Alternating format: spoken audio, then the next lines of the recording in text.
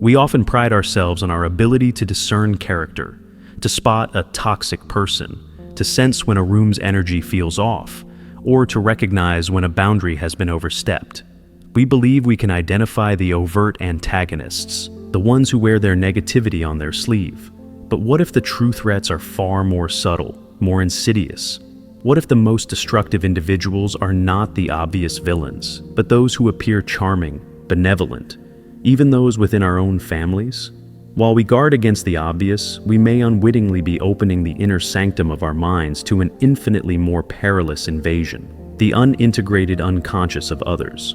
Carl Jung, the profound Swiss psychiatrist, dedicated his life to unearthing these hidden psychological dynamics. In his seminal work, The Ego and the Unconscious, he posited a revolutionary idea. The vast majority of what truly governs us lies beyond the realm of conscious awareness. This isn't just true for you, it's true for everyone. And it's precisely here that the danger truly resides. Because when someone is blind to their own inner darkness, that unacknowledged shadow seeks an unwitting host. And often, that host is you. Perhaps you've never consciously considered this, but pause and reflect now. How many times have you felt utterly drained after a conversation with someone? How often have you found yourself unfairly blamed for something you didn't do, or burdened with the responsibility for a tragedy that was never truly yours? Jung coined this phenomenon projection, an unconscious mechanism where individuals externalize onto you what they refuse to acknowledge within themselves. In that moment, you cease to be a person in their eyes. Instead, you become a symbol, a mirror, an imaginary foe, or an idealized hero. And the disturbing truth is that none of these manufactured images truly represents you. The most unsettling aspect of this unconscious game is that often you remain utterly oblivious to your participation. You genuinely believe you're being helpful, empathetic, or mature.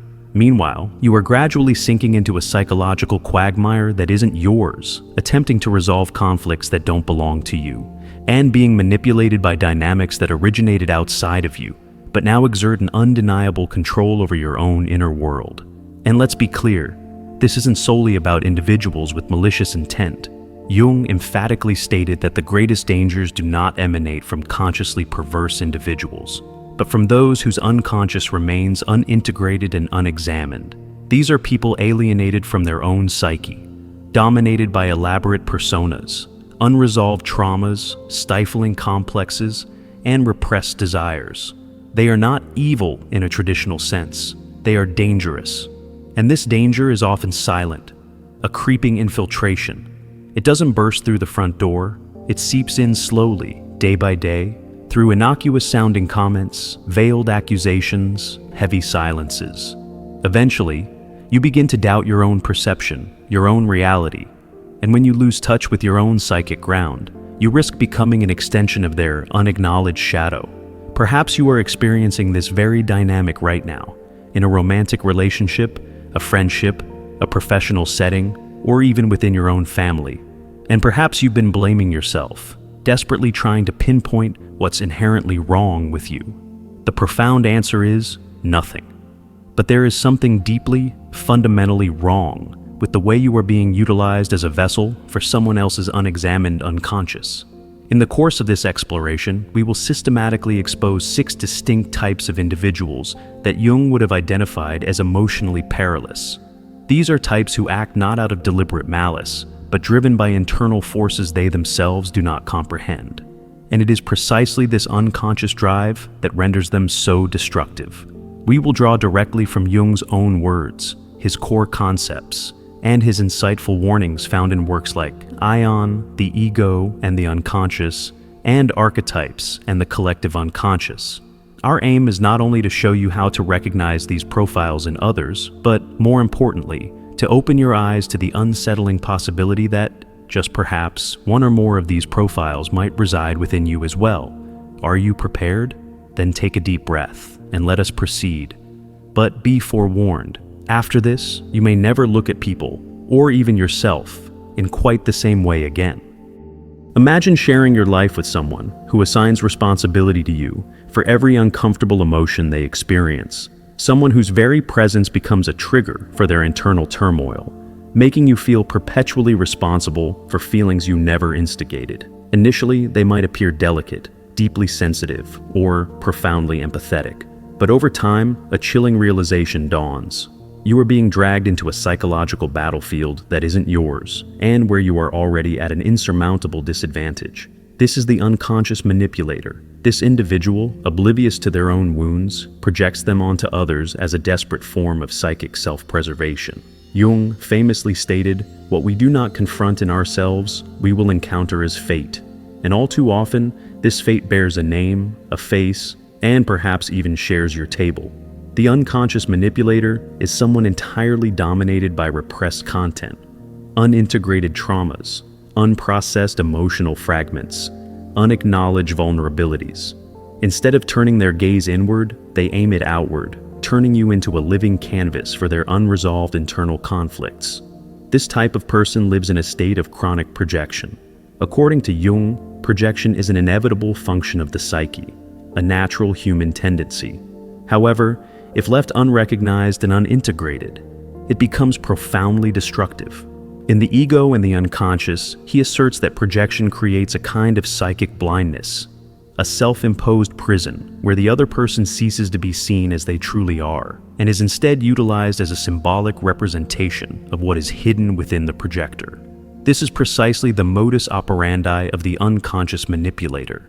They do not see you. They see a lost part of themselves, and they react to you as if that internal fragment were a tangible external reality. These individuals often adopt the posture of a perpetual victim. Everything that goes awry is someone else's fault, never their own. If they experience anger, it's because you provoked it. If they are overcome with sadness, it's because you disappointed them. If they feel inadequate, it's because you are perceived as superior. This distortion is so subtle, so ingrained, that you inevitably begin to question yourself.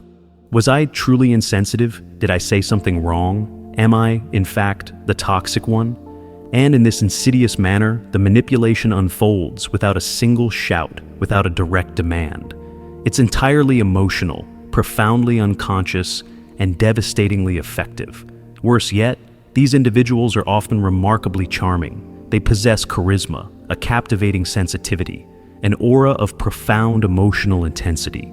This creates a potent trap, as you are drawn in by the belief that you can help them, heal them, or understand them better than anyone else.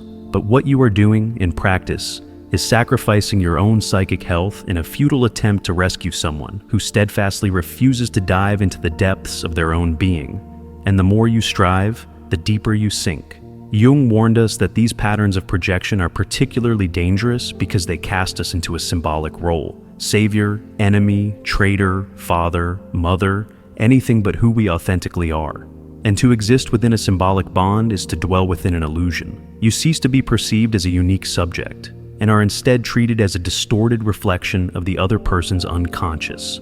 The only true way to protect yourself from an unconscious manipulator is to cultivate unwavering self-awareness. Recognize their patterns, consciously sever the invisible threads that attempt to bind you to their emotional narrative, and most crucially, constantly ask yourself if what you are feeling truly belongs to you, or if it has been subtly induced. Because the unconscious manipulator does not invade your life with overt aggression. They enter through the often unnoticed aperture of your empathy. Once you recognize this pattern, the next crucial step is to understand how psychological danger can disguise itself even more profoundly, often behind the seemingly impeccable mask of the persona. This is the individual who not only projects their inner world, but lives entirely to appear as something they are not. In the subsequent section, we will delve into the bearer of the persona and how this archetype represents one of the gravest psychological risks identified by Jung. Because while the unconscious manipulator casts their conflicts upon you, the bearer of the persona can drag you into a fabricated world where even you begin to forget who you truly are. If this content resonates with you, please consider subscribing to the channel. Your support is invaluable. Not all psychological danger manifests through extreme, overt behaviors. Sometimes it emanates from what appears to be too perfect, from the perpetually ready smile, the meticulously maintained posture, the utterly flawless image. We live in an era captivated by appearances, where being often seems less significant than seeming. And for Jung, this was a profound problem. Because when an individual identifies too strongly with their own persona, the social mask we all adopt to navigate the world, they risk completely disconnecting from their authentic essence. And those who live solely for the mask not only lose themselves, but also begin to distort the reality of everyone around them. In The Ego and the Unconscious, Jung defines the persona as what one is not, but what oneself and others think one is. In essence, it is an artificial construct, meticulously shaped by social, familial, and professional expectations. In itself, the persona is not inherently flawed. We all utilize it. It enables us to fulfill our various social roles, as a doctor, a teacher, a sibling, a friend. The problem arises when an individual believes they are solely that mask, when the persona adheres so tightly to the face that everything spontaneous, vulnerable, and authentic is relegated to the hidden depths of the psyche. The bearer of the persona is the quintessential master of functional superficiality. They articulate precisely what others wish to hear. They comport themselves in the correct manner. They assiduously avoid conflict at all costs. But behind this meticulously crafted curtain of control lies a soul potentially in ruins. Because the more rigorously they uphold the idealized image, the more they suffocate the authentic self. And this profound repression, sooner or later, inevitably exacts its devastating price. For those who share their lives with this type of person, the impact is often profound. You sense that something is amiss, a subtle dissonance, yet you cannot articulate precisely what it is. There is a palpable absence of spontaneity, of genuine truth, of authentic depth in the interactions. Everything feels rehearsed, pre-scripted, and what's more, the bearer of the persona projects this relentless demand for perfection onto you as well. They expect you to perform, to conform, to collaborate seamlessly with their carefully constructed theatrical production. If you dare to express something outside the accepted script, an intense emotion, a legitimate doubt, a deep-seated pain, they withdraw, become visibly uncomfortable, or simply shut down. This is because anything that serves as a reminder of what is repressed within them becomes utterly unbearable.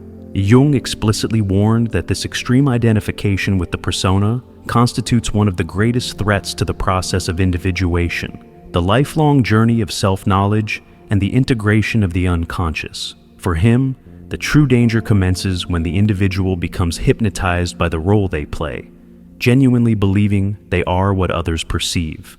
And that is precisely where the risk lies. When someone lives solely for acceptance, recognition, and praise, they become an unwitting hostage to their own facade, and everything genuinely authentic within them slowly perishes, suffocated beneath the veneer. To live with someone like this can lead you to doubt your own spontaneity. You begin to self-police, to meticulously measure your words, to conceal parts of yourself that don't neatly fit into their idealized narrative. Gradually, you too begin to don a mask, often without even realizing it. Coexisting with a bearer of the persona isn't merely artificial, it's insidiously contagious. But there is something even more profoundly disturbing than this. Because when an individual represses what they genuinely feel, think, and desire for an extended period, it does not simply vanish.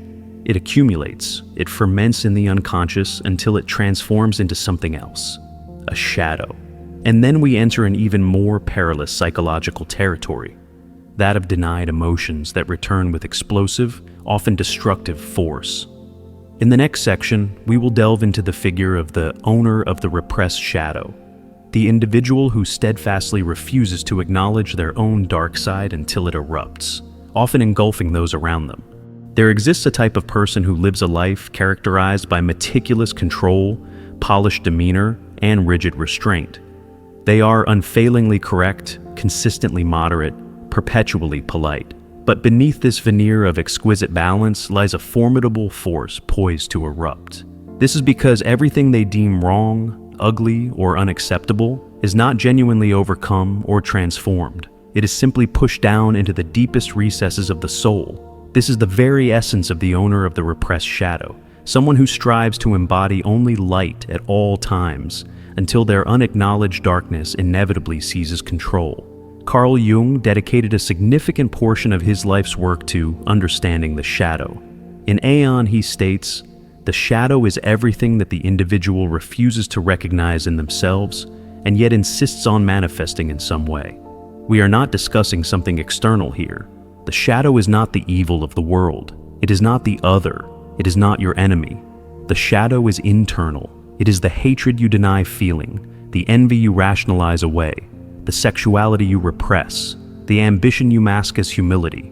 Everything you reject within yourself does not vanish. It transforms into shadow.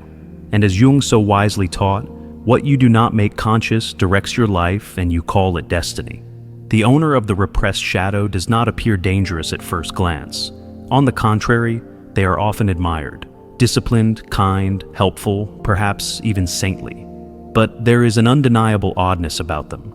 They exhibit zero tolerance for perceived weakness in others. They react disproportionately to spontaneity. They are visibly bothered by intense emotions. They always seem to be carrying a subtle charge, a suppressed tension, yet they never quite explode. Until, that is, they finally do. And when that explosion occurs, it is often devastating. This person lives in a state of perpetual emotional vigilance. They do not permit themselves to feel deeply. And for that very reason, they condemn those who do. They do not allow themselves to err, and for that very reason, they viciously attack those who do. They become moralistic, excessively demanding, often controlling. But all of this is merely a desperate attempt to maintain an iron grip on their own burgeoning unconscious. Jung was unequivocal. The stronger the persona, the more profoundly repressed the shadow. And the more repressed the shadow, the more brutal and explosive its eventual manifestation will be. You can often identify this pattern in individuals who exhibit disproportionate reactions, who erupt over trivial matters, who harbor grudges for years, or who sabotage relationships through passive-aggressive means. These are the notoriously difficult people whom no one truly understands why they are so bitter, so resentful, so relentlessly critical. The answer lies in their shadow, unintegrated, unrecognized, unaccepted. And here is the most crucial point. The shadow is not solely comprised of bad things. Jung made it abundantly clear that it also contains your denied potential, your suppressed creativity, your hidden strength, your innate vitality. But when the shadow is ignored, all of this valuable content turns into a potent poison, and this poison contaminates their relationships, the environment they inhabit, and most especially, those closest to them. Living with the owner of the repressed shadow is akin to living next to an emotional minefield. You never know where you are treading until you are unexpectedly struck. But this repression does not simply arise from nowhere. Often it is fueled by a pervasive illusion of superiority, by a rigid moral ideal that perverts guilt into a potent tool of control. This is where we encounter the figure of the next dangerous type, the moral controller. Someone who not only represses their own desires, but makes you feel profoundly guilty for daring to live yours. In the next segment, we will unmask this type, which Jung viewed as one of the greatest impediments to true psychic freedom. The self-appointed guardian of virtue, who, deep down, meticulously conceals their own teeming demons. Not every executioner brandishes a sword. Some wield crosses, rules, dogmas, and carefully curated phrases. These are the individuals who vehemently claim to be driven by an unwavering commitment to ethics, righteousness, and morality. Yet, in reality, they are meticulously imprisoning themselves and others within a meticulously constructed cage woven from guilt and shame. Jung was acutely aware of this pervasive archetype. For him, when morality is utilized as a mere facade, it transmutes into one of the most insidious forms of psychic repression. This is precisely the case of the moral controller. This individual, instead of courageously integrating their own shadow, consistently projects it onto the behavior of others, condemning them for what they refuse to acknowledge within themselves. You have undoubtedly encountered someone like this. People who are quick to point fingers but never turn their gaze inward, who position themselves as an infallible reference point for behavior, not because they genuinely embody virtue, but because they desperately need to maintain an unblemished image of moral superiority. According to Jung, the greater the repression, the more intense the underlying need to project the shadow. And that is precisely what the moral controller does. They transform others into sinners, deviants, or immoral beings, to avoid confronting their own surging desires, impulses, and profound contradictions. The fundamental problem is that, unlike a common emotional manipulator, the moral controller genuinely believes they are acting for the greater good. They are convinced they are correcting, saving, or educating the other person. And this conviction renders their influence even more toxic, precisely because it is cloaked in an aura of authority, good intentions, and often a veneer of false spirituality. Their criticisms are invariably accompanied by seemingly benevolent phrases like, "It's for your own good, you'll thank me later," or "Someone has to tell you the truth." But this truth is never neutral. It is heavily laden with their own unacknowledged projections. In Ion, Jung extensively discusses the archetypal figures of Christ and the Antichrist as symbols of psychic wholeness and profound dissociation. The moral controller genuinely believes they are embodying the light, yet they completely ignore their own profound darkness. They project evil onto others to sustain the fragile illusion of purity within themselves.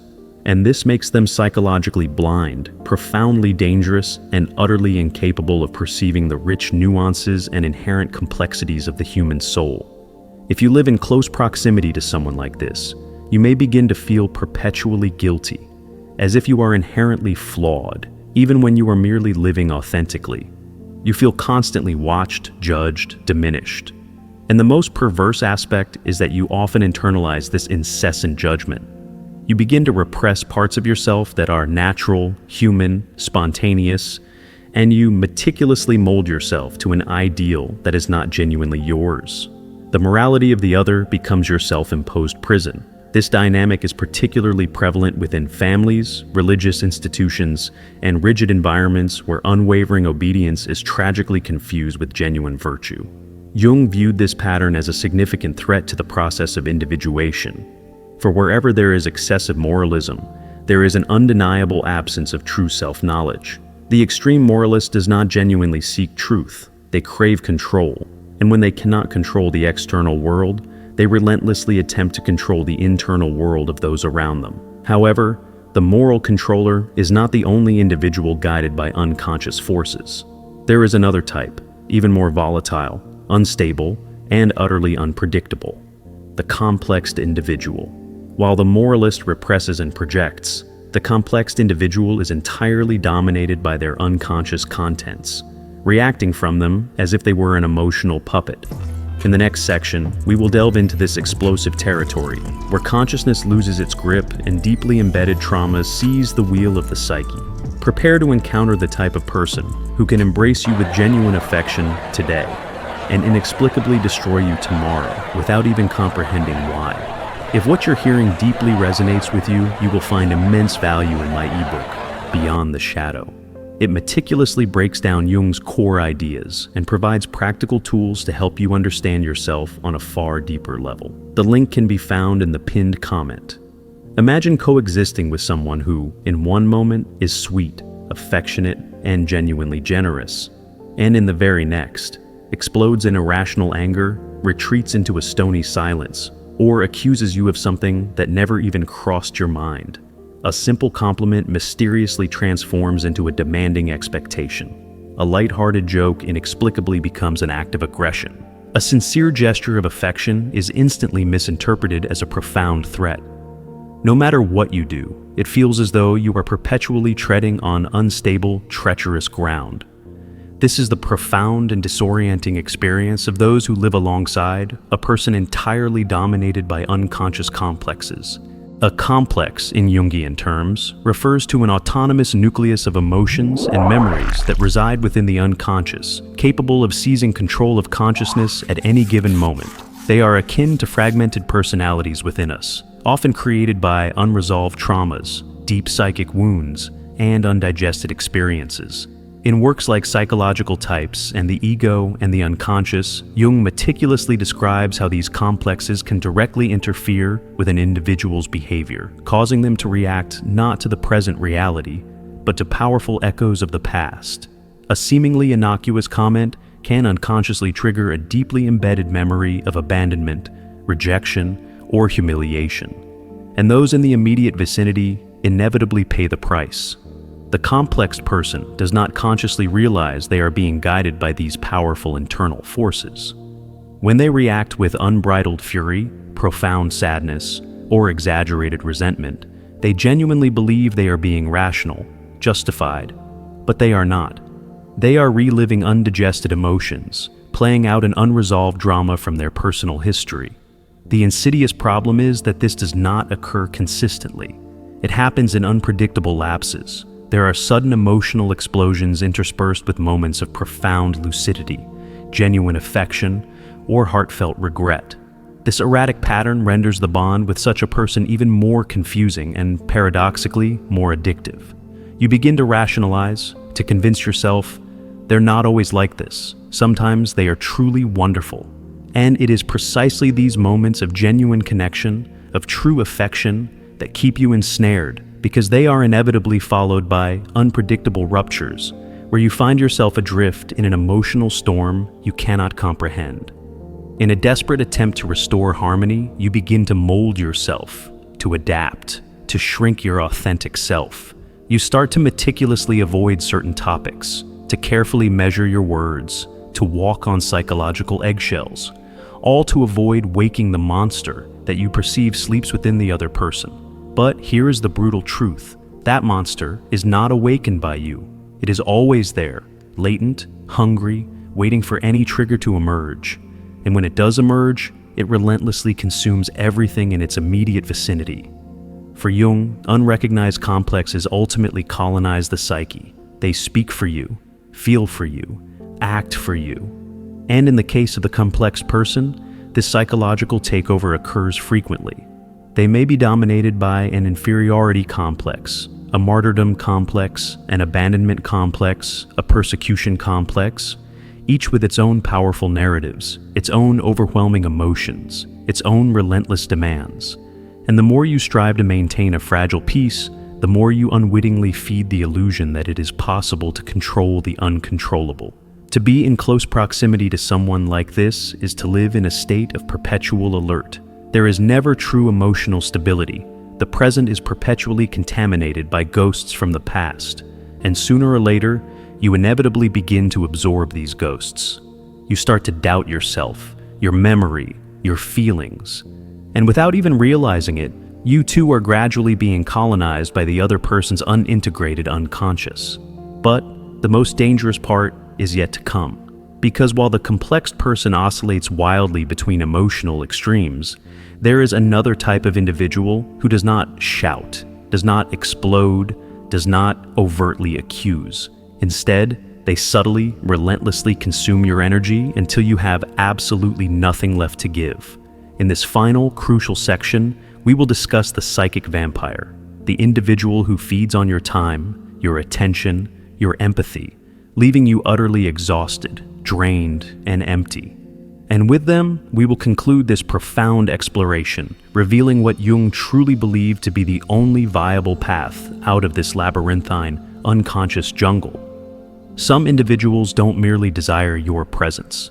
They crave your energy, and they will employ every subtle tactic to drain it, not through overt violence or explicit aggression, but through insidious demands, chronic victimhood, and an emotional dependency often camouflaged as profound affection. This is the psychic vampire, the most silent and insidious form of emotional depletion that Carl Jung ever warned against, even if not by that precise name. For in Jungian language, they symbolize the unresolved symbiotic relationship, the pathological bond that relentlessly hinders psychic growth and dissolves the very contours of the self. Jung, in various passages within the ego and the unconscious and ion, consistently reveals that one of the greatest threats to the process of individuation, the lifelong journey towards psychic wholeness, lies in symbiotic relationships. These are relationships where two individuals fail to recognize themselves as truly separate entities, but rather as psychic extensions of one another. The psychic vampire thrives precisely within this type of connection. They exhibit an insatiable need for your constant attention, your daily comfort, your perpetual availability. But beneath this veneer of neediness lies a profound, unfillable void that is not yours, and which you will never, ever be able to fill. You begin by offering genuine support, Then you sacrifice your precious time. Then you tolerate increasingly draining emotional abuse, all in the name of understanding or compassion. Until, slowly, chillingly, you realize that all your vital energy is being systematically drained, and you can no longer discern where the other person ends and where you truly begin. The exhaustion you feel is profound. It is not merely physical, it is existential. It feels as if your very soul is being devoured, drop by agonizing drop, day after relentless day. Jung spoke of individuals who, unable to psychically sustain themselves, attach themselves to others like emotional parasites. And as harsh as this assessment may seem, it is the undeniable truth. The psychic vampire does not genuinely desire to grow or evolve. They desire to be carried. But the danger is not solely confined to the profound exhaustion. It lies, more insidiously, in the gradual dissolution of your authentic self. You begin to feel an overwhelming sense of guilt for simply wanting space, selfish for desiring silence, cold for needing distance. This is because the psychic vampire is a master at reversing roles. They seamlessly transform from victim into accuser, from needy individual into manipulative force. And before you fully comprehend what is happening, you find yourself living solely to avoid crisis, to maintain a fragile peace, to sustain a bond that is slowly, agonizingly killing you from the inside out. Jung offers us a profound and enduring path, the courage to make the unconscious conscious. And this applies not only to understanding others, but crucially to understanding ourselves. For perhaps at some point in your life, you too have inadvertently played the role of a psychic vampire, or a complexed individual, or a meticulous bearer of the persona. None of us are entirely immune. We all possess a shadow. We all carry our share of pain and unresolved experiences. The fundamental difference lies in who possesses the courage to look unflinchingly within and who chooses instead to project that immense psychological weight onto others. This exploration has served as a mirror, a deep dive into the complex psychological dynamics that bind us, wound us, and often keep us profoundly unconscious. If you have journeyed with us this far, it signifies that you are ready to truly see, to name, and ultimately to break free. And this in itself is the first and most powerful form of freedom. It is not about casting blame upon others, but about stepping definitively out of the hostage position, about reclaiming undisputed sovereignty over your own precious psyche. Now, we invite you to participate. Share your insights in the comments below. Which of these profiles have you genuinely encountered in your life? And, in an act of profound honesty, which do you perceive, perhaps subtly, within yourself? Your comment could be the crucial beginning of awareness, both for you and for countless others who read your reflections. And before you depart, a final, vital notice. The next video in this series is equally essential. It will propel you even deeper into this transformative journey of self-knowledge. So, keep watching. You need to see. Because the more light we courageously shed upon the unconscious, the less it controls us. See you there. Thanks for watching. If this resonated, please like this video and subscribe to stay updated. I look forward to continuing this journey with you. Until next time, take care and be present.